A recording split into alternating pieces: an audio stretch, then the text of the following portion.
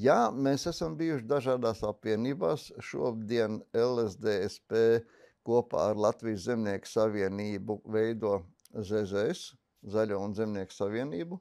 Lūk, manuprāt, tas ir tāds, varbūt vēstures paradoks, ja, kad savā laikā Zemnieku savienība un sociāldemokrāti diezgan sīvi konkurēja brīvvalsts, pirmās brīvvalsts, kā saka, parlamentā.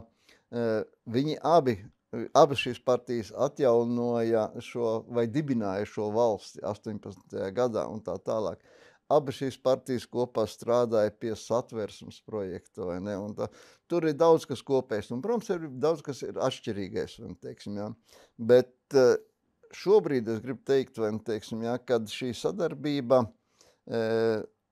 LSDSP un Latvijas Zemnieku savienībai arī veidojās pietiekami produktīva, jo mēlētājs tā vairāk vai mazāk ir diezgan līdzīgs. Ja?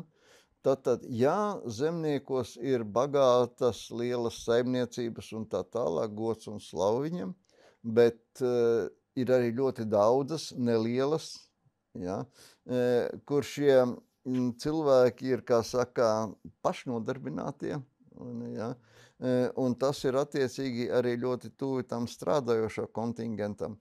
Šī apvienība ļauj savilkt kopā Latvijas laukus ar Latvijas pilsētām. Tad sociāldemokrātija vairāk pilsētās, Latvijas Zemnieku savienībā vairāk kā lauku ļaužu pārstāvju. Ja?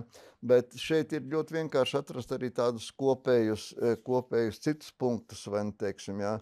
Tā ir nevienlīdzības mazināšana, vai teiksim, ja? Kas ir būtiski arī Eiropas Savienībā šobrīd.